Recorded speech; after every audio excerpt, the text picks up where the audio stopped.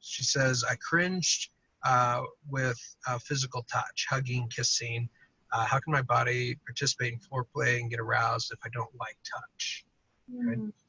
And there's a few different scenarios where I have kind of worked with folks with this experience.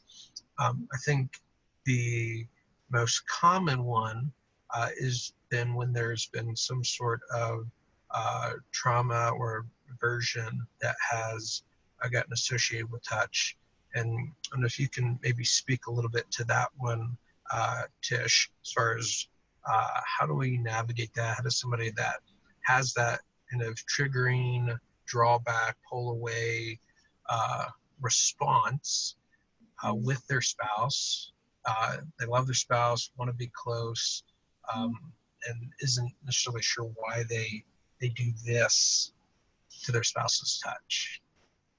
Yeah, this can be so confusing to experience this, that your mind and heart are feeling something so different. It's like your body is not cooperating with what your mind and heart know to be true and want. I've had um, women tell me, I feel violated. I know he's not trying to, like, sex feels violating to me, touch feels violating to me, even though I know that's not his heart and I love him and I feel safe with him, and they feel so confused. And so I think I would just want to first talk about the powerful physiological wiring that any traumatic experience creates in our bodies. And so in that moment, it's a little bit like our brain is coding that the kind of metadata around us as being like this other situation.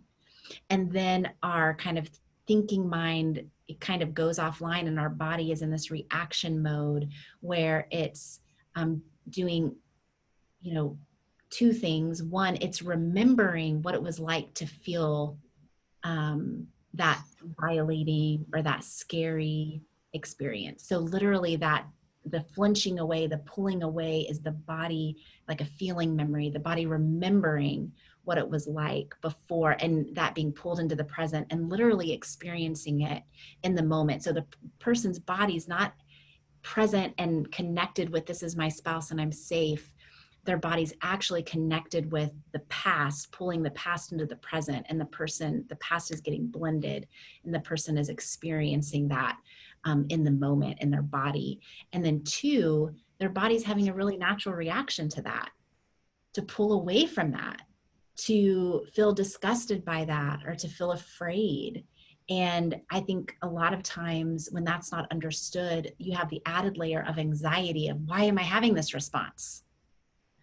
Something is horribly, horribly wrong with me, or they feel ashamed and they're trying to hide it. And there's all of this anxiety, there's all of this angst. And so I think of recognizing that is a very common experience for women to have, or for men to have, that have been sexually assaulted, sexually abused, or even have any experience where sexuality or touch was associated to a very negative emotional experience. That it's very normal for a present experience to pull that past into the present and then to be re-experiencing it. So the first step is for the couple just to know that. And so for the husband or for the spouse on the other side to know, this isn't something that you did, this isn't you being rejected, this is not because you're not a good lover or because your spouse thinks that you're violating them, that this is literally, it's like in the moment, the trauma's in the room with you, the dragon's in the room with you. And when there's not understanding, the dragon comes between and it isolates the two.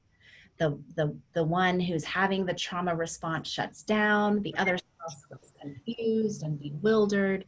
But whenever there's understanding, then to be able to lock arms, and and we'll just use a husband and his wife is traumatized, just for easy speaking. So then when you know that, the wife can make that explicit, I'm having this response in my body. And then you stop, and the couple is like, okay, the dragon is in the room. They lock arms, and the husband is able to shift his love to be focused in the direction of now battling and protecting from the dragon. And that looks like, you know, kind of pausing and saying, what do you need? Or just sitting there. There's a lot of things that we lead couples through of what that space might look like. But the important thing is that the couple has a sense of, we're doing this together. This isn't us. This is something that's happening to us. This is suffering that is happening to us because of this, because of the broken world we live in and this broken thing that happened to one of us. And that when we lock arms, we're able to battle that together. And that is a corrective experience for the body then. So whenever the body experiences alert, danger, oh no, this sexual thing is happening and we're in danger, we're being violated, and the positive, like, nervous system new experiences, oh, my spouse moves closer, I feel connected, I feel protected. We talk about that. He holds me. It's okay that I don't want to have sex tonight. And there's acceptance. And then that is like the medicine being applied to that wound. And it's, the spouse, the couple, the spouse, the husband, and also the couple are empowered of, like, that is a blow against the dragon. And over time, when that is repeated, to just take my analogy all the way to the end, that eventually, like, defeats the dragon, banishes it, it doesn't come back. And that medicine continually being applied to that trauma wound, it heals. Yes. And I think that's such an important piece, to use your words from earlier, that it didn't have to be a life sentence. That just because I experienced this, or I've had some experiences in my life that have impacted me in this way, doesn't mean that it has to always be like this. That there is a pathway to healing and wholeness, and for things to be different in a permanent, lasting kind of way. There's another scenario that I've run into from time to time that is less common, but thus more confusing when you experience it. And it's really a co-occurring difficulty that is two different kinds of struggles, two different disorders happening at the same time. And the one is kind of a sensory disorder, right? It's really unrelated necessarily to sex at all.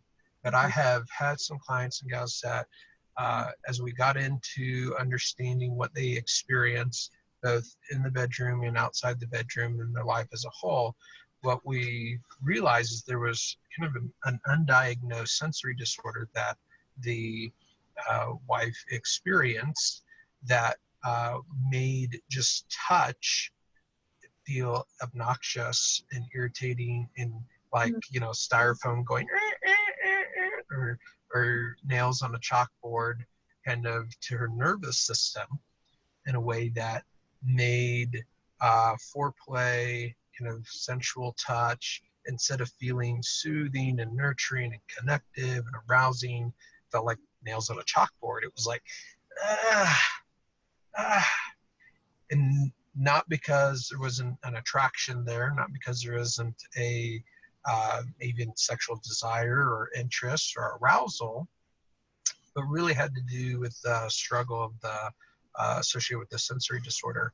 And so it's, at first blush, can kind of present or look similar to like trauma, or like what we might experience if somebody's being triggered with trauma and having an aversive pullback kind of reaction.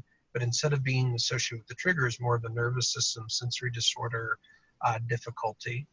And so the route of trying to figure out that is really troubleshooting it as a sensory disorder and understanding how to stretch the window of tolerance around certain kinds of touch and engagement, learning how to soothe, learning how to adapt the sexual interaction and foreplay in ways to not exacerbate or irritate the sensory struggle that's there, in a way that then becomes a total distraction and shutdown for arousal, right? If you can imagine trying to lean into arousal and turn on with someone like scratching a chalkboard next to your head, right? Could be a little bit distracting. Could be like a little difficult to get in the mood and really engage with, you Yeah. know, happening right there. And so if that sounds like you, sometimes just kind of recognizing, I do have some sensory stuff that is, outside of sex experience, that it's not just in the bedroom about touch, but touch in other settings and experiences that feels really noxious also, then it may be worth exploring some of the resources that are out there around sensory disorders and see if the shoe fits. And that might be a route of kind of troubleshooting what you're experiencing and what's going on, and might be able to help you have communication with your spouse, do like Tish was talking about in trauma situations where we can have kind of a common enemy and recognize that it's not really about acceptance or rejection or about the spouse or even our relationship. And so it's this third entity that we're dealing with, that we didn't choose, that we don't want, that we'd make go away if we could, but as part of our experience that we can then connect around, trying to figure out how to work together at overcoming that. And that can make all the difference in the world in really being able to collaboratively construct a sexual relationship that can be really meaningful and connective and fun and enjoyable for both spouses. A little bit different. Yeah, so good. I so appreciate you sharing that, Josh. I'm thinking of one other scenario. Yeah. And I know they don't give us any details about their relationship, but I know I've worked with couples where if there's been a lot of strife or contempt emotionally in the relationship, then that's going to impact even how you experience and can receive your spouse's touch. So if there's a lack of emotional safety in the relationship, I think just making sure that's connected, of knowing that your experience of touch and the health and connectivity emotionally and relationally in the relationship are directly correlated and impact each other. And so if there is a lot of contempt and strife, then that is probably impacting how you can receive your spouse's touch. Definitely, can definitely be another component, and they're not mutually exclusive of each other. That sometimes there's layers of different things that are going on that we try to tease apart.